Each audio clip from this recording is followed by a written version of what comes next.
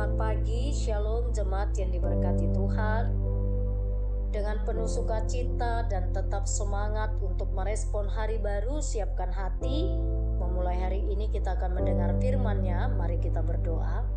Ya Tuhan, kami memohon kuasa Roh Kudus-Mu memimpin kami untuk membaca firman-Mu, agar kami mengerti dan memberi kami kekuatan untuk melakukannya. Dalam nama Yesus kami berdoa, amin. Pagi ini di hari Jumat 3 Juli 2026, firman Tuhan dari kitab Zakaria pasal yang kedua ayat 6 sampai ayat 13. Jemaat Tuhan, saya hanya baca di ayat 8, demikian firman-Nya. Sebab beginilah firman Tuhan semesta alam, yang dalam kemuliaannya telah mengutus aku mengenai bangsa-bangsa yang telah menjara kamu. Sebab siapa yang menjamah kamu berarti menjamah biji matanya. Amin. Saya beri tema Tuhan memelihara kita sebagai biji matanya. Tuhan memelihara kita sebagai biji matanya. Jemaat terkasih, pernahkah kita mengalami ada debu, atau ada sesuatu benda halus yang masuk ke dalam mata kita? Biasanya gerakan apa yang kita lakukan? Secara otomatis, kelopak mata kita akan langsung menutup rapat hanya dalam hitungan milidetik saja. Sebab tubuh kita dirancang untuk melindungi mata dengan sangat agresif, karena mata adalah salah satu bagian dari paling sensitif dan paling berharga di dalam diri kita. Kitab Zakaria pasal 2 ayat 8 ini, Tuhan menggunakan analogi biologis yang luar biasa ini untuk menggambarkan bagaimana perasaan Allah terhadap hidup kita. Dikatakan, sebab beginilah firman Tuhan semesta. Jadi jemaat yang diberkati, mari kita perhatikan. Untuk memahami kedalaman ayat ini, kita perlu melihat latar belakang sejarah secara singkat makna kata. Dikatakan oleh Nabi Zakaria bernubuat pada masa pasca pembuangan di Babel. Sisa-sisa bangsa Israel baru saja kembali ke Yerusalem yang runtuh. Mereka dikelilingi oleh bangsa-bangsa tetangga yang memusuhi mereka, yang mengintimidasi mereka, yang meremehkan mereka. Mereka merasa tidak berdaya, miskin, tidak terlindungi. Di tengah keputusasaan inilah firman Tuhan datang memulihkan identitas mereka. Tuhan memakai metafora biji mata. Biji mata di sini disebut babat elio. Kata yang terjemahannya sebagai biji mata dalam teks ini adalah babat, yang secara harafiah merujuk pada pupil dari mata kita ini. Jadi pintu gerbang dari mata kita. Mengapa pupil? Karena pupil adalah bagian pusat penglihatan yang paling rapuh, yang paling dijaga, sekaligus paling vital dari bagian mata kita ini. Jika pupil kita rusak, seluruh tubuh kehilangan penglihatan.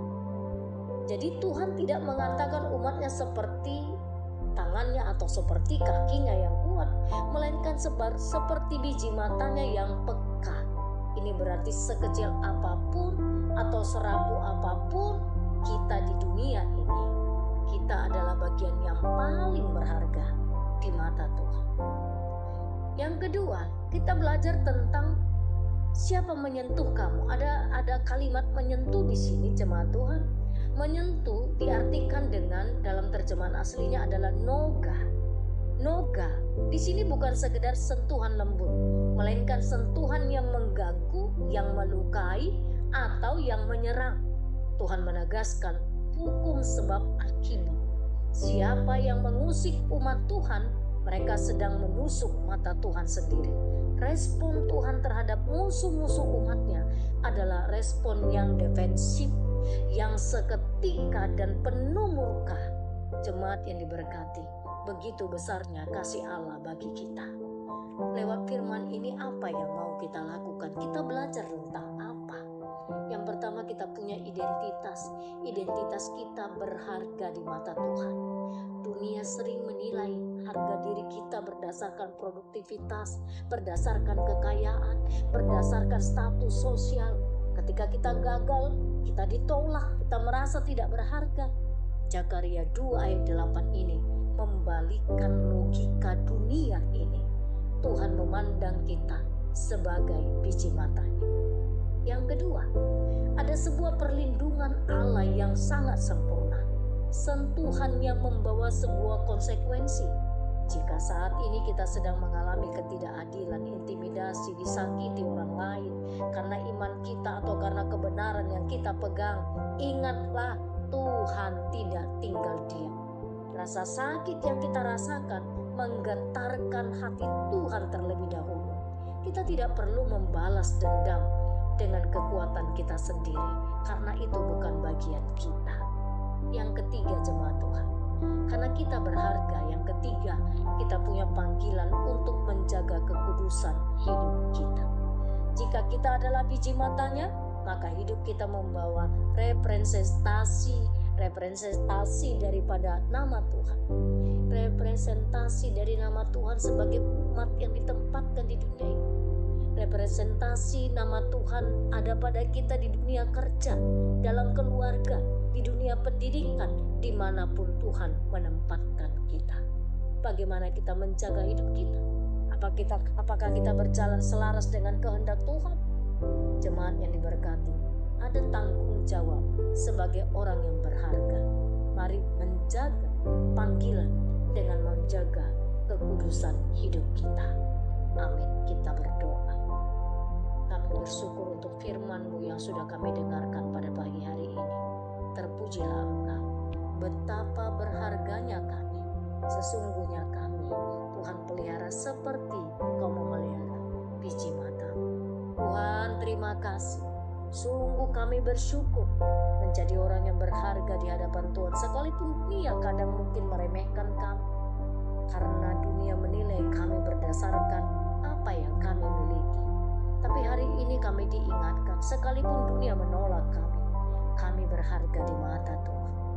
Biarlah juga setiap kami menjaga tanggung jawab ini untuk memelihara kekudusan hidup kami.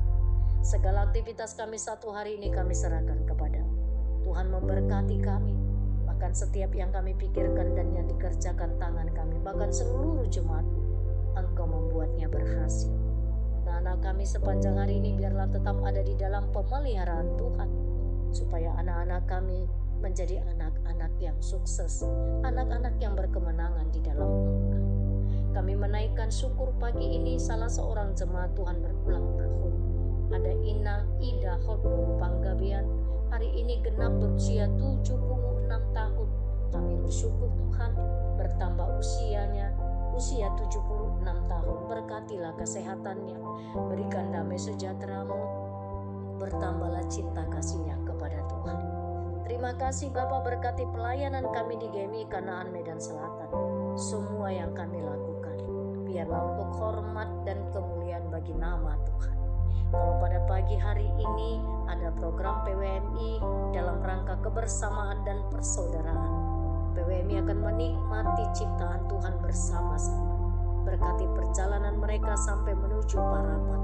Tuhan yang melindungi setiap perjalanan penuh dengan sukacita. Terpujilah Engkau, dalam nama Yesus kami berdoa. Amin.